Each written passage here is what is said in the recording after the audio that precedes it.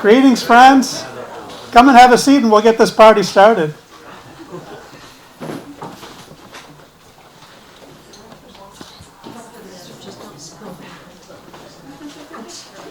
Well, this is a lovely feel to the last book talk of the academic year for the UM Center for the Humanities. I'm Phil Harling. I'm the director of the center, and this is what, Christine, our 10th show, I think, of the year. So it's great to close out on a really high note. And what a day, you know. It started with the solar eclipse, although that was rather anticlimactic here in Miami-Dade County. We got NCAA basketball championship later on, but you're here for the main event of the day, which is the final book talk of the academic year. And to introduce Jen, I get the pleasure of introducing her introducer, who is none other than John Paul Russo, whom, of course, basically all of us know and love. He's a professor of English and of classics at UM and has been for many years. He's the current chair of classics and the past chair of English. And I think that English job started with his arrival at UM back in 1982. He's an expert on so many things: poetics and critical theory, Italian and Italian-American cultural studies, the history of the classical tradition. He's the author of quite an extraordinary number and variety of books and articles, ranging from Alexander Pope to I.A. Richards, to Francis Ford Coppola and The Godfather, to Don DeLilla, to the Italian and modernity, to the humanities and the technological society. And as well as all of that, he's, among many other awards and honors, the recipient of UM's Outstanding Teaching Award. So I'm not going to brag on you anymore, John Paul, because you need to brag on Jen. Come on up. Thank you very much. Thank you, Phil, for that wonderful introduction. Well, ladies and gentlemen, distinguished guests and friends, it's a pleasure to introduce Dr. Jennifer Ferriss-Hill, a University of Miami professor of classics and senior associate dean in the College of Arts and Sciences. Her academic career has been characterized by outstanding achievement. Following her undergraduate years at Princeton, where she was graduated with highest distinction, she made rapid progress toward a PhD at Harvard in classical studies, distinguished further by an award in teaching. She's maintained the same momentum at our university, where she has published 3 books in 7 years, earned tenure, and been promoted full professor. Soon after having been awarded the Best First Book Prize from the Classical Association of the Midwest and South, she was appointed Senior Associate Dean of the college. In one of his essays, the Stoic philosopher Seneca criticizes those who complain of the shortness of life. He replied, "Life is not short. We make it short by wasting so much time." Our students and junior faculty have profited greatly from Professor Ferriss-Hill's example of intense application. Her books have an originality that is the more remarkable because classics is a field in which it is very hard to be original. For her second book, she proposed and successfully defended an argument that gave us a new perspective on a major work by the Roman poet and satirist Horace. She essentially rediscovered the work of art that was always there, only buried under thick layers of commentary and interpretation, or rather misinterpretation. I know this for a fact because I was one of the misinterpreters. By her preparation in philological analysis, she came about as close to hearing the original voice of Horace as is possible. Such a rare discovery by a scholar would make a career in itself. But, as Samuel Johnson wrote, the gradations of an heroic life are from battle to battle, but of a scholar's from book to book. Professor Hill has now published her third book on satire, the subject of this evening's presentation. Each of these books has drawn more deeply into her subject, which she reveals to be inexhaustible. Her examples run from milder forms like graffiti and the comic monologues of late-night talk show hosts to complex literary forms expressing anger, outrage, and what the English satirist Jonathan Swift called savage indignation. In the modern world, only tragedy surpasses satire in its concentrated aesthetic power. Let us hear what one of our finest scholars has to say in her latest book entitled Roman Satire, Professor and Dean Ferriss-Hill.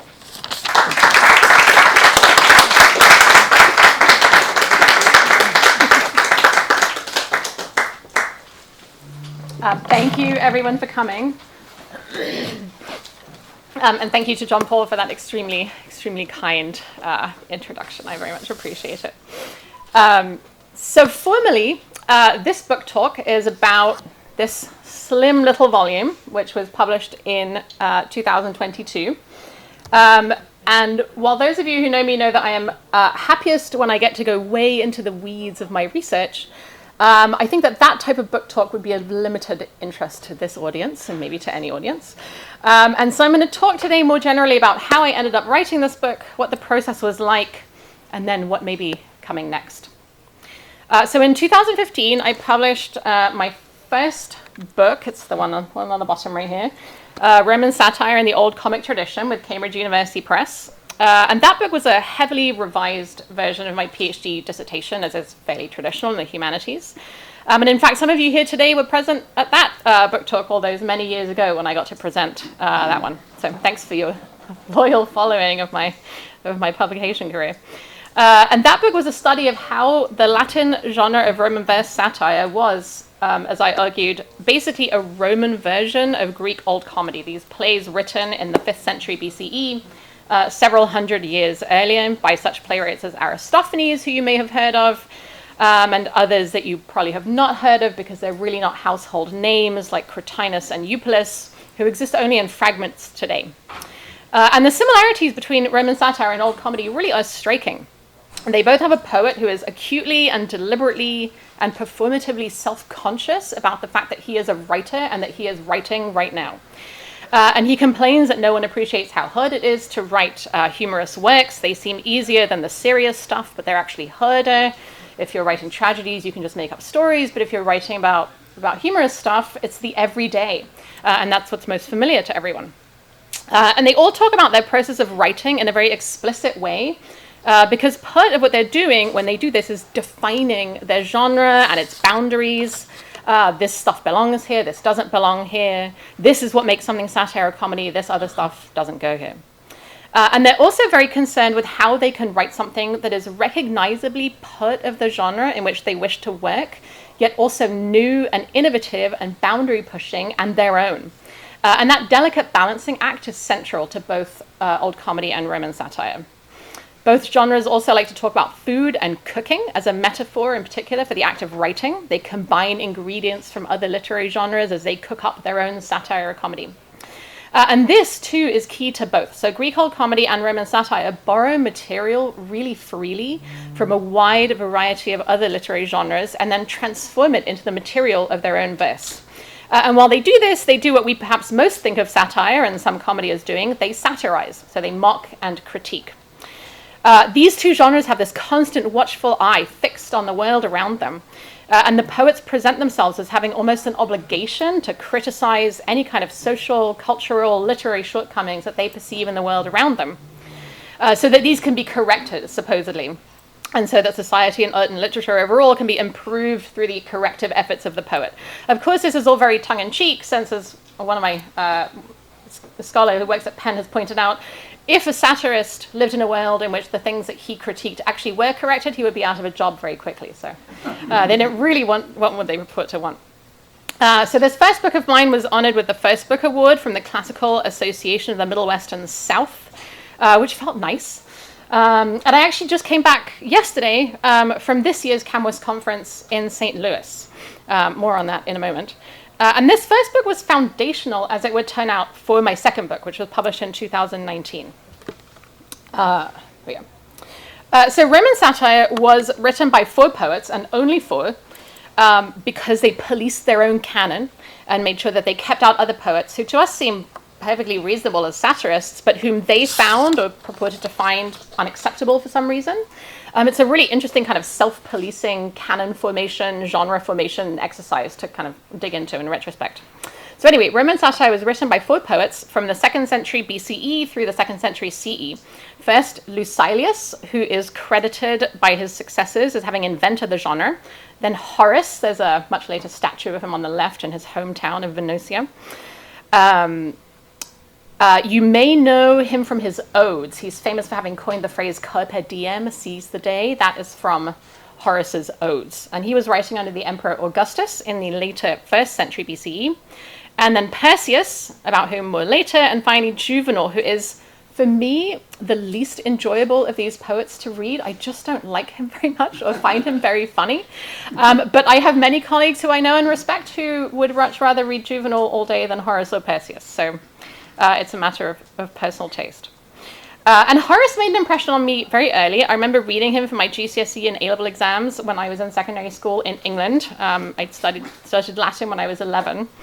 And the first works of his that I read, as is pretty traditional, were the odes. And these are lyric poems, highly stylized and in a variety of intricate meters borrowed from ancient Greek lyric. And they're about love, friendship, politics, etc. And Horace is unique among these 4 satirists in having also written in other genres. This is an important point about him. He wrote odes and satires, but he also wrote epodes, which are these like wickedly invective, nasty verses. And he wrote epistles, which are letters in verse. And he actually invented this genre. No one had done this before. There had been a tradition of literary correspondence, kind of things that purport to be letters, but aren't really. But no one had done it in verse until him. And he also wrote a long stand-alone poem, well, I think it's a standalone poem, that others view as a continuation of his epistles, called the Ars Poetica, the art of poetry. And I became fascinated with this poem already in graduate school. It presents itself, and has long been treated, as a manual on how to write a poem. But I was sure that it had to be more interesting than that. And if I had known what I wanted to say about it, I probably would have written my dissertation in graduate school on the Ars Poetica instead of on Roman satire and old comedy. But I just couldn't wrap my head around this strange, dense poem. And it wasn't until after I had published my first book and then started thinking again about the Ars Poetica that I realized how much it was like Horace's satires. They're in the same meter, they're in dactylic hexameter, and they share the same ironic, wise world view. So it took me writing my first book to be able to return to the Ars Poetica and start working on it with Horace's satires firmly in mind. And in the second book, I argue that whereas the satires are often explicitly about living, but implicitly about writing, the Ars Poetica does the reverse. It's explicitly about how to write a poem, but it's really about how to live, how to be a decent person, a good friend, and just generally live a worthwhile, meaningful life. And I think it's no coincidence that the satires were among his earliest works, and the Ars Poetica was his last. They're kind of like bookends to his career, mirrors of each other. And the Ars Poetica has this very kind of retrospective, reflective quality about it as he's kind of looking back on his life. And this second book ended up being entitled, with some significant help from my editor at Princeton University Press, Horace's Ars Poetica, Family, Friendship, and the Art of Living. In case you're curious, in addition to naming my books for me, my editors also chose the cover art in both cases. The first book shows a 19th century painting by a Russian artist that depicts Horace reciting to Maecenas, his patron, in an outdoor kind of garden setting at Rome. And crucially, this painting was not under any kind of copyright, and I was told that this would be the cover of my book. And then for the Princeton book, I had suggested a lovely illuminated manuscript of the Ars Poetica that I'll show on a later slide. And I was told, no, you have no idea what sells books. No one does cover art anymore. It's out of fashion. Everything has big, bold letters and a bold look. And so I ended up with this stylized design that took me a second to get on board with, but it's grown on me, and I ended up very much liking kind of the look of that book too. So with these two monographs, one of them published, the other one almost published, I was approached by the editors at Brill Press and asked to write a volume on Roman satire. So Brill, it's a press based out of the Netherlands that is not a university press, but still a major publisher in my field. And they were coming out with a new line or series of books called Research Perspectives, launched in 2017. And the idea, and it's still ongoing, is to have a Research Perspectives volume on anything and everything. They have Research Perspectives line in international law, for example, with volumes on family law, crime law, international maritime law, all kinds of stuff. In the social sciences line, they have volumes on socio-cybernetics and complexity, on philosophy of education. So it's a really wide-ranging, large, ambitious series that they've been working on. And one of the Research Perspectives sublines is Research Perspectives in classical poetry. And so far, 11 volumes have been published, including mine. And the others have been on things like Ovid, early Latin poetry, Homer and Epic, things like that. And you can see on the cover of the book the letters B or P, that stands for Brill Research Perspectives, and then along the spine on the left-hand side, it says classical poetry, the sub-line. And the editors approached me in 2018 and asked me to write the volume on Roman satire and epigram. And I'm under no illusion, by the way, that I was the first person that they asked. I'm sure they asked other people to do it, and then everyone said no because they were too busy, and then they ended up with me. So they approached me and asked me to write the volume on Roman satire and epigram. And my first reaction was, are you sure? I'm obviously comfortable with the Roman satire material. I wrote my first book on Roman satire at Cambridge, but I'm really not an expert on epigram, which is a slightly related but fundamentally distinct genre of kind of short, pithy, humorous verse. But it's written by an entirely different set of ancient Roman poets. And they said, yes, we're sure. For one thing, epigram isn't big enough to merit a whole volume by itself, and there's just nowhere else to put it, so we'll include it in the Roman satire volume, where it probably fits the best. And so I got to work, and I drafted the whole book in the summer of 2020. You might remember there was some stuff going on globally that summer. And so writing this book about things that happened 2,000 years ago was a really lovely intellectual refuge from, the daily life at that time. And I submitted the draft manuscript to the publishers in August of that year, of 2020. And they sent it to the outside readers. Everything I published goes through peer review. And the editors themselves read it, and the feedback came back. This is all great, but on reflection, we really don't feel like the material on epigram fits here very well. It seems kind of tacked on like an afterthought in each section. So can you just take it all out and have the volume be focused on Roman satire instead? And so in the summer of 2021, I revised the manuscript. I took out all of the material on epigram that, by the way, had taken me so much more time to research than the Roman satire stuff, because as I said, it's really not my area. I polished things up. I addressed some other points the reviewers had raised. I tried to make all the various readers and parties happy, sent it back to the editors, and then it came out the following year in 2022. So my task in this book, and the purpose of the Research Perspective series, was to provide an overview of the genre of Roman satire, not for a specialist in the field, but for graduate students or scholars in adjacent areas who needed a kind of quick, but still pretty in-depth and up-to-date introduction to the main and most important qualities of the genre. And having already written two much longer, much more research-intensive monographs of original work, I thought, well, how hard can that be? And it turns out it's very, very hard. There is also almost nothing harder for me, and for the way that I work, to distill and summarize a huge body of information, for which I would love to go down all these rabbit holes, into a slim, accessible volume. It was excruciating, truly. But I also realized early on, which is why I kept going, that it was very good for me. Right? I should be able to explain what the genre that I most work on is about, what its salient features are, and why it should be interesting to anyone else. Right? I also thought that this would be, and indeed it was, an ideal project for me to work on during my years in the Dean's Office. So I joined the Dean's Office in the College of Arts and Sciences in the fall of 2018 as Senior Associate Dean for Academic Affairs, so overseeing undergraduate education, advising, academic integrity. My colleague Caleb, who now got suckered into that role, is here with us tonight.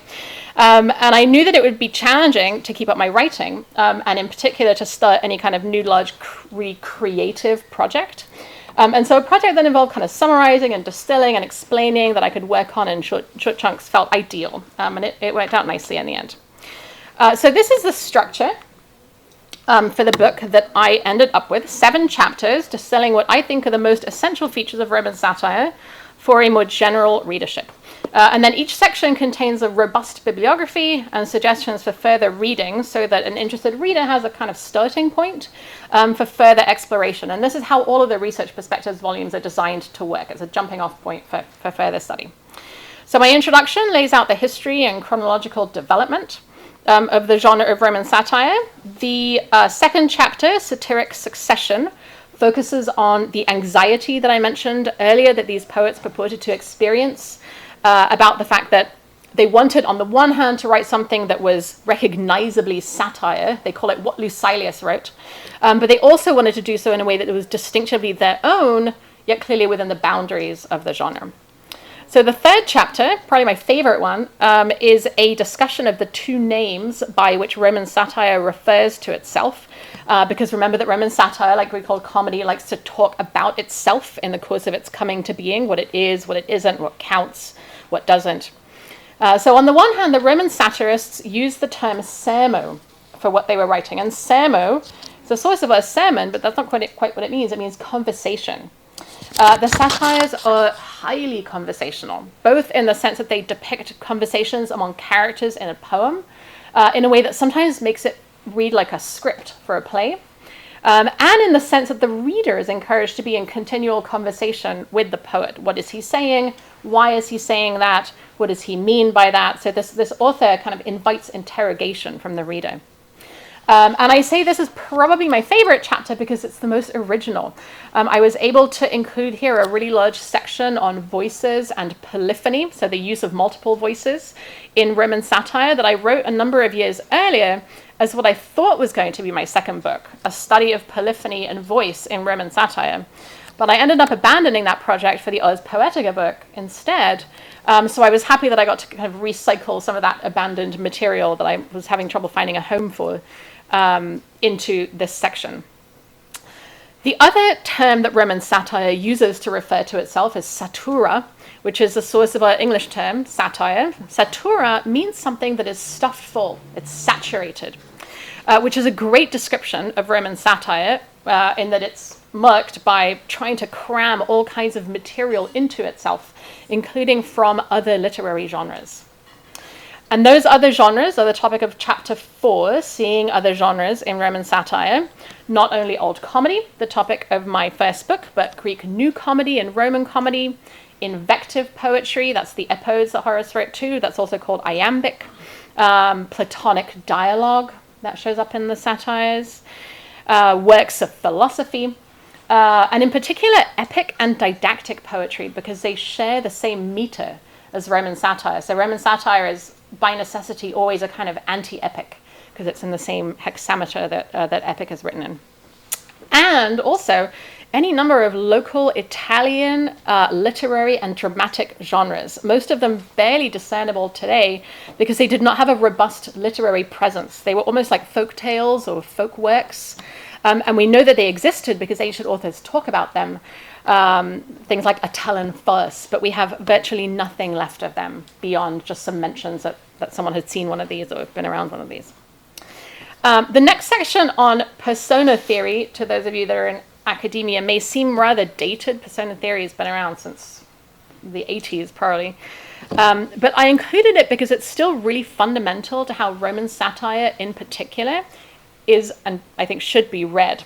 So when you read a poem of Roman satire, you feel by design that the poet is speaking to you, that this is really him, that these are his own genuine thoughts and feelings and opinions and concerns and worries and events in his daily life, and that he is in conversation with you about these. And he makes you feel like the two of you are friends. This is why I say Juvenal is my least favorite. It just doesn't work for me that way, but the other poets do. So if somehow you could meet and chat and have a beer, that you would really get along well.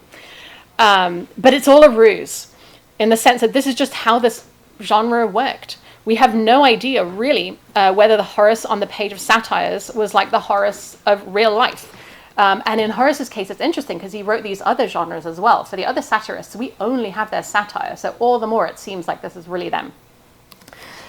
So what they're doing is they're creating a persona, a mask, that's what persona means in Latin, for literary purposes.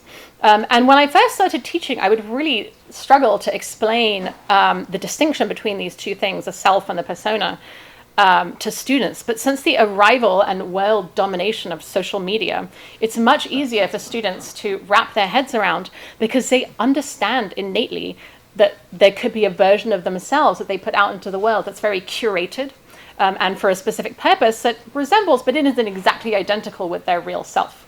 So social media has helped with getting students to understand persona theory. And they get that the ancient poets might have been doing something similar in their various collections of poems. The sixth section on self-referentiality or metapoetics discusses the ability of Roman satire, which it shares with Old Comedy, to talk about itself in the course of its verses. And the self-reflection and active discussion of what the genre is a really key part of what makes it distinctive and basically itself. And finally, it was suggested by my editors that the final section should be what's next? Where is the study of Roman satire going? And what are likely to be the next big things? And I thought, really? If I knew that, I would write that. And then I would get the credit for having been the person who wrote the next big things in Roman satire. So I dodged the question and I did a kind of different concluding chapter. And so I ended with a survey of how Roman satire has influenced and been used by generations and generations of subsequent writers, because it's had a really robust kind of afterlife. This is known as reception studies. It's a type of scholarship that became very popular in my field over the past 10 or 15 years. And it's still going strong. So how were ancient works received and used and studied by students and readers and writers in late antiquity, in the Middle Ages and early modern period, all the way through to the present day? Latin writers were part of the school curriculum for boys of all ages, and Roman satire in particular was used to teach morals. Selections from the poems of Horace and Juvenal especially were bundled into school editions that simultaneously taught young boys Latin and proper behavior. There is, as you might imagine, a lot in satire that is not that appropriate for children. So when editions of the full poems were published with a facing English translation, it was traditional that the inappropriate or offensive parts would be left untranslated, or that they would be translated into French, on the rationale that if your French was good enough for you to understand what was being said, you were probably old enough to be reading it responsibly anyway. It's a very funny quirk in the history of classical editions. Horace and Juvenal were also very popular models for adults who wanted to write satires in English through the 16th through 19th centuries in Britain. Persius wasn't read nearly as much, and Lucilius was already by late antiquity only in a fragmentary state. We know that he wrote 30 books. We just have maybe 1,400 lines of fragments of them, just truly fragments, things that were quoted by other people. And this final chapter really benefited from a similar overview of the reception of the Ars Poetica that concludes my second book. So it was helpful that I was familiar with the main sources on classical reception, and it wasn't a huge lift to survey the reception of Roman satire using many of those same sources. So what is next? As many of you know, because it was announced on the faculty listserv last week, I will be on sabbatical for all of next academic year. After that, I'm going back to the dean's office, to my current position, overseeing faculty affairs. And I've had a project in mind for a while, which is to write a commentary on the Ars Poetica. A commentary, for those of you not familiar with this type of work, is a really detailed word-by-word, line-by-line explication of a piece of ancient literature, where the writer of the commentary helps you translate and understand the work. When I'm reading, I typically have multiple commentaries open at once, and I go back and forth among them because each commentator is really giving you his own interpretation and explaining the things that he thinks or she thinks are priorities. So it's helpful to have many of them open all at once. So you can see here on the right a commentary on the beginning of the Ars Poetica, which you can see the text itself on the left in the form of a nice medieval illuminated manuscript that I wanted to be the cover for my second book, and I was told I couldn't have it. And commentaries come in all sorts of shapes and sizes. So some are for beginning readers of Latin, some are immensely detailed and really for true specialists, and then there's everything in between. And writing a commentary for me is, I would describe it as one of those bucket list activities. I would love to write one at some point during my scholarly career. And writing one on the Ars Poetica seems ideal for a number of reasons. It would come out close on the heels of my second book, which has established me as a scholar in this area. The most recent major commentary on the Ars Poetica came out before I was born. This is the one on the right. It's immensely learned and valuable, but we could do with a new one, I think. And when I was writing the second book, the manuscript I initially submitted to Princeton was 180,000 words, and Princeton made me cut 40,000 of those words. So writing a commentary would allow me to repurpose some of that material that I ended up being forced to cut from the book. Much of it's like the detailed, in the weeds stuff. There's another commentary that I always think of as my ideal. It's 794 pages. It's in German, and it explicates less than 600 lines of verse. It's on the poet Persius, who I'll mention again in a moment. And it's just so fat, and they didn't make him take anything out. That's what I'm envisioning in terms of a commentary. But now I'm not sure that that's what I'm going to be doing next year. Because recently I've gotten very excited about a totally different project. I started working last summer on this weird little poem. It's the prologue to Persius's book of 6 satires. It's a very short book of satires. He only wrote 6 and then he died before he was 30, I think. And this short prologue, and that's all that we have of him. And it's called the Choliambic Prologue, after its meter, the Choliamb, or limping iamb. And this in itself is very weird because Roman verse satire is supposed to be written in dactylic hexameter. So why did he preface his collection of hexameter satires with a poem in the wrong meter? The poem is also extremely dense and elusive, which is typical of Persius's satire. So he begins. I'm going to read the poem. I did not wash my lips in the horsey spring. This means the spring of Hippocrene in Greece, because hippos means horse and krene means spring, so Hippocrene is the horsey spring. And he says, nor do I recall having dreamt on 2-headed Parnassus, that's a mountain, with the result that I thus suddenly became a poet. So Persius, if you can't tell, is being extremely dismissive of entire generations of ancient literary tropes of poetic inspiration. In many of the works that he's referring to, a poet drank from a spring and was inspired to write a work, or the muses appeared to him in a dream vision on a mountain, Parnassus or Helicon. Note also that Persius doesn't say that he didn't do these things. He says that he doesn't remember having done them and then suddenly waking up a poet one day, which is even more funny because presumably one would not easily forget events such as these. So very, very dismissive. So he goes on, I leave the Heliconian ladies, those are the muses, and pale Pyrene, that's another spring, to those whose likenesses creeping ivy licks, that is, to poets whose statues and tombs have fallen into disuse and disrepair. The background image, by the way, is a 19th century watercolor, I think by an English artist, of Mount Helicon in the background, and then a stream in the foreground that's supposedly Hippocrene. I myself, a half member, carry a song to the sacred places of the poet priests, Persius writes next. It's not immediately obvious and it's hard to translate, but this line is about the confrontation and antagonism of Latin and Greek literature. Our song is Roman satire. It was a genre that was thought to be uniquely Roman. The poet priests are a distinctively Latin type of poet. And Persius is also anxious about his own status. Does satire count as real poetry, especially in comparison to the great storied Greek genres of tragedy and epic? That's why he's a half member. It's like he sort of almost belongs, but not quite, as a satirist.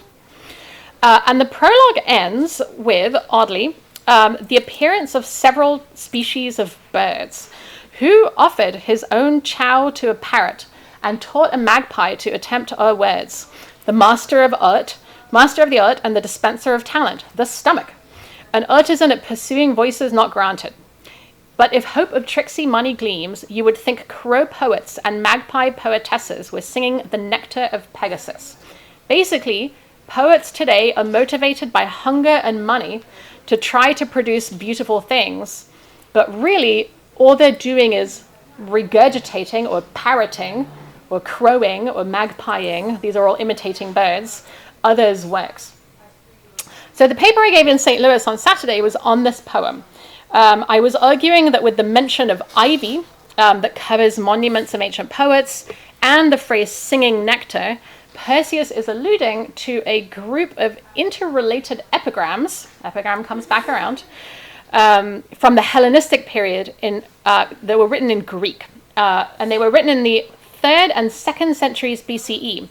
And what's interesting about these specific epigrams, so remember an epigram is a kind of pithy, very carefully put together short poem. They are actually pretend epitaphs. So they could have been, but were not actually, because it's a literary exercise, inscribed onto the tombstones of the poets of earlier generations that they memorialize.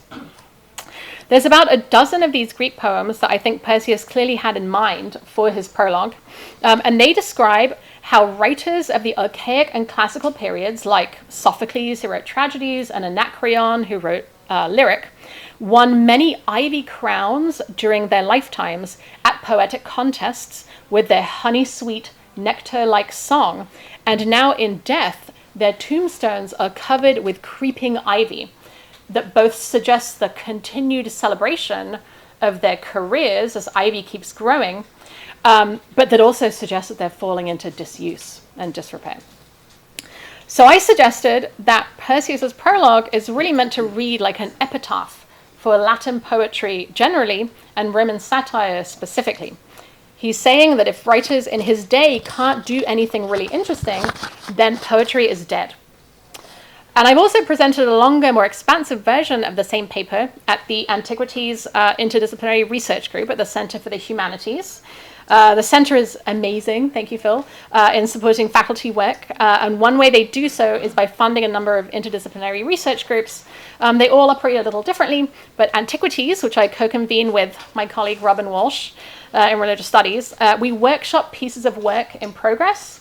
And it's really helpful to have both the discipline of those deadlines and the feedback from the group. It's kind of a conveyor belt. It's a good operation. So I've also been invited as a keynote speaker at a conference next February at the University of Cyprus, and the topic of the conference is generic interfaces in Persius, i.e. how does Persius make use of other genres in his satires, and how does he transform and repurpose that material to make his own satires, as, for example, as I will be saying, in his prologue with the Hellenistic funerary epigrams. So it seems like things are aligning to suggest that this Persius project should be my focus over the next year. He's a really dense and difficult poet, but two major scholars in my field, Kenneth Reckford and Shadi Birch, have both written books on him within the last 10, 15 years. So there's some momentum, but it's not yet oversaturated. And in addition, there's a lot of recent interest just over the past couple of years in how Latin writers in the 1st centuries BCE and CE, so like the heyday of what we think of as the Roman Empire, how they interacted with the work of contemporary writers or near contemporary writers who were writing also often at Rome, but in Greek. We think of Roman poets as writing in Latin, but they were Roman poets who were writing in Greek. It hasn't gotten a ton of attention.